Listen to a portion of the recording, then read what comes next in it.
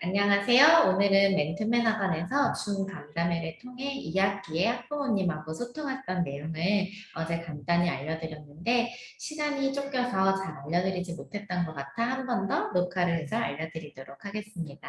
지금 아이들이 수업하는 시간이라 조금 잡음이 섞일 수도 있는 점을 양해해 주세요.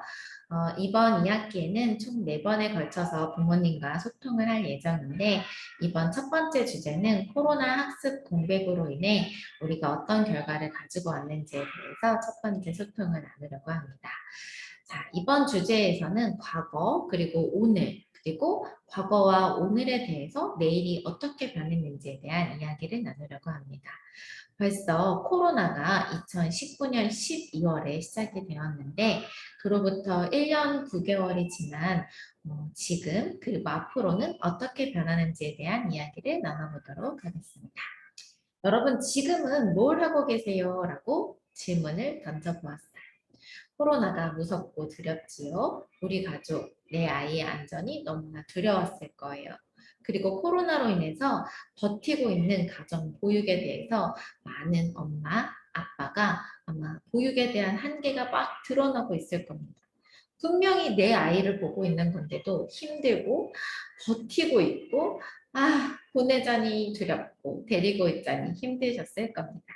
그리고 계획이라든지 내일이라든지 미래라든지 또 자기 자신에 대한 개발이라든지 이런 것들은 도저히 예측할 수 없었을 거예요.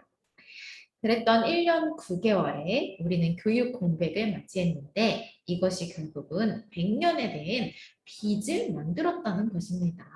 교육의 폐쇄는요, 지금의 아이들과 그 다음 세대까지 막대한 비용을 청구하게 되었대요. 어떤 일인지 잠시 뒤에 다시 더 살펴보도록 하겠습니다. 지난 1년 9개월 동안 우리 사회가 최대 가치로 두었던 건 방역이었습니다. 왜냐하면 우리나라는 너무너무 두려웠어요. 확진자를 줄이기 위해서 우리나라는 무엇이든지 했습니다. 그 중에 가장 많은 것을 했지만 그 중에 하나가 교육의 문을 쾅 하고 닫았던 거지요. 만약에 교육의 문을 닫지 않았더라면 확진자 수가 증가했을 거고 학교 내 감염이라든지 학생들의 감염 수가 증가했을 거예요. 그렇게 됐다면 우리 눈앞에 즉각적이고 가시적인 비용이 청구되었을 겁니다. 최악을 피하기 위해서 차악을 선택했는데 차악의 대가로는 어떤 것들이 있었을까요? 제한적인 등교 수업, 학교 및 학원 수업의 금지로 인한 학습 손실, 또래 집단과 관계를 맺을 기회가 차단되고 신체를 단련하고 감수성을 증진시킬 기반이 상실됐겠죠. 또 다양한 공동체 경험과 문화 자본을 쌓아줄 매개 공간이 상실되었습니다. 물론 이것을 함께할 사람도 상실되었죠. 이 공백의 비용은 당장 눈에 보이진 않았지만 아주 오랫동안 갚아야 할 빚이 되었던 것입니다. 그런데 이 빚을 상환할 주체가 누구냐면 바로 미래 세대, 우리 아이들이 된 것입니다. 선택은 우리 어른들이 했는데 이 빚을 상환할 세대는 우리 아이들이 된 것이에요. 왜냐하면 학습 저하도 걱정이 되었고 학습 격차도 걱정이 되었고 사회성 저하도 걱정했는데 그 수치보다 아이들이 감염 학생들이 가족과 이웃에 퍼뜨릴 위험을 94.3%로 더 많이 걱정했기 때문입니다. 그래서 우리나라가 여기 가운데 보시면 방역을 최우선에 두었던 거죠. 무엇보다? 교육보다요. 그런데 아이러니하게도 이 방역을 이긴 것이 있었으니 그 수치가 뭐냐면 바로 입시였습니다. 그래서 고학년이 될수록 고3이 될수록 더 자주 가야 된다라는 수치가 보이실 겁니다. 가면 안 된다, 위험하다 라고 했던 건 유치, 초저, 초등학생까지의 비율이라고 볼 수 있습니다. 독일, 오스트레일리아, 아일랜드, 이탈리아, 미국 등은 학교와 학습의 문을 열었는데요. 특히 유치부와 저학년, 초등학생까지 오히려 문을 더 열어두었고요. 작년 9월에 발표했던 OECD에서 발간한 코로나19가 교육에 미친 영향이라는 책에서 봤더니 한국과 그리스만 입학시험을 위해 고학년에 대해서는 먼저 등교시킨 아주 유일한 나라가 되었다는 거죠. 저는 전 세계가 비슷하게 문을 연 줄 알았는데 한국과 그리스만 유일하게 입시에 관련된 학년만 문을 열었다는 겁니다. 저는 이때 부모님들한테 이렇게 이야기했어요. 이제 더 이상 무위험이라는 건 없습니다. 자녀를 위해 위험의 균형성을 이해하는 것이 중요합니다. 라고 이야기한 거죠. 위에 있는 건 모두가 다 아는 이야기예요. 이제 더 이상 교육에 공백을 가져왔을 경우에 학업 성취도는 점점 떨어진다는 것이죠. 그럼 밑에 기준을 보시면 조금 더 와닿을 것입니다. 1년의 학습 기준, 예를 들어 3분의 1만 공백이 있을 경우에 학습 손실이 경제적으로 어떤 영향을 미치냐는 거죠. 이건 제가 한 얘기가 아니라 에릭 하누색, 루트 거보스만이라는 경제학자가 이야기했는데요. 1년 기준으로 3분의 1만 공백이 있을 경우, 학습 공백이 있을 경우에 한 세기 동안 계산된 GDP가 1.5% 정도 하락하는데 이걸 숫자로 변환시키면 미국의 경우는 1경 5,876조 원, 한국의 경우는 1,677조 원이라는 돈이 없어진 겁니다. 사라진 거죠. 하락한 거예요. 그럼 이 돈을 누가 갚는다고요? 우리의 자녀 세대와 그 다음 세대가 갚아야 할 빚이 되었다는 겁니다. 어마어마하게 큰 돈이죠. 자, 더 심각한 거. 정서 심리적인 공백도 굉장히 심각해졌다는 거죠.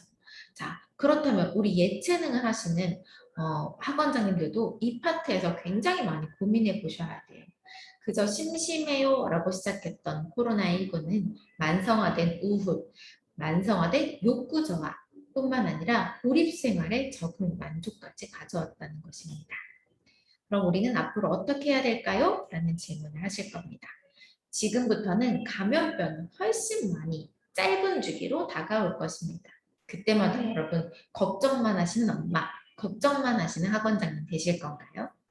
저는 이때마다 우리 학원장님들께서, 선생님들께서, 그리고 엄마가 이후 미래를 계속 고민하는 엄마가 되시면 좋다는 거죠. 그런 선생님이 되시면 좋을 것 같습니다.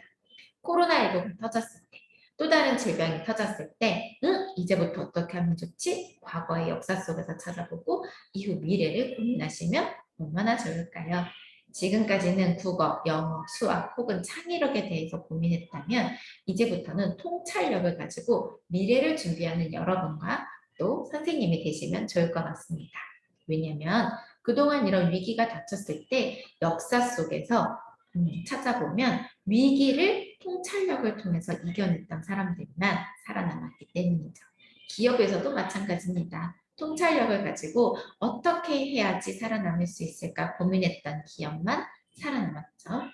그럼 통찰력을 가질 수 있는 방법이 무엇이냐라고 하면 바로 독서입니다.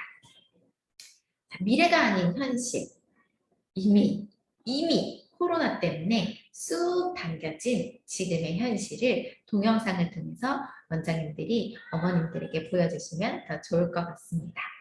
동영상 자료도 플러스 알파 그냥 사진 자료로도 보여주신다면 미네르바 스쿨에 대해서도 보여주실 수 있고 메타버스라고 해서 가상현실에 존재하는 강원대학교 소식이라든지 혹은 친구들과 함께 이프랜드에서 만나고 있는 장면 보여주셔도 좋을 것 같아요. 또 이곳은 사람들이 에이 그런 건 장난이에요. 친구들이 하는 게임일 뿐이에요. 라고 하는 가상현실 속에서의 교육들이 현재 실제로 소통이 되고 있다라는 것도 한번 보여주시면 좋을 것 같아요. 저희가 가상 공간에서 수업했던 것들이 아이들이 너무너무 재미있었다, 즐거웠다, 소통해서 좋았다 라고 표현하는 장면들이죠.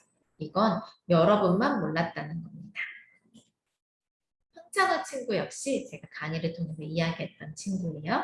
역사를 너무너무 사랑했던 친구가 외국인에게 역사에 대해서 알려주기 위해 유튜브를 찍었는데 이것보다 더 잘 알려줄 수 있는 방법이 없을까 고민하다가 한국의 서원을 로블록스라는 게임을 통해서 만들게 되죠.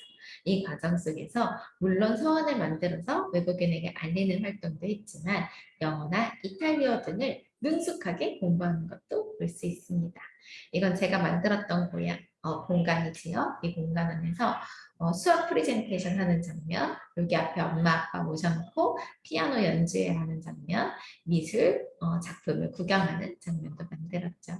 자, 이런 것들을 통해서 그동안 교육이 키워드였다면 경쟁하고 강의를 듣고 수동적인 움직임을 통해 교수자 중심, 선생님 중심으로 공부했다면 이제는 배움을 키워드로 협동하고 경험하고 능동적이고 학습자 중심으로 공부할 수 있는 키워드로 바뀌어야 된다. 지금 당장 아무리 이곳에 머물러 있더라도 이제부터 아이들은 배움의 키워드인 세상으로 갈 것이다 라는 거죠. 그러나 여기서 주의해야 될 게 뭐냐라고 하면 여러분은 무조건 바뀌는 트렌드 안에 그 열풍 안에 쌓여 있으면 안 됩니다라는 거예요. 얼마 전 코딩이 유행했다고 해서 전부 다 코딩 학원으로만 막 몰려가면 되느냐? 그러면 안 된다라는 겁니다.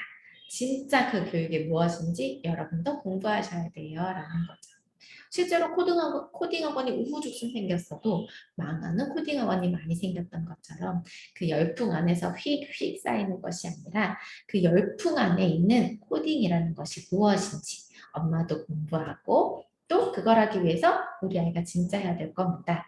기본기가 훌륭해야 된다. 그럼 그 기본기는 무엇이다? 바로 공부다라는 거죠.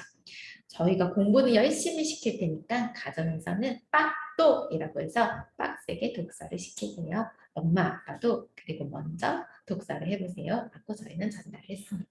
그럼 이제 마지막에는 고객에게 선택하세요 라고 하는 거예요.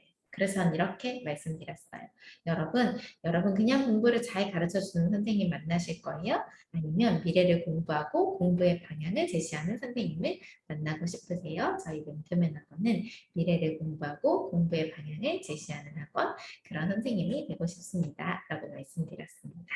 이 외에 다른 내용들도 넣었는데 열공반 선생님들한테 접목될 수 있는 부분만 조금 편집을 해서 보여드렸습니다. 여러분의 교육 설명에 교육 중에도 조금 도움이 되시기를 바라봅니다. 오늘도 감사합니다.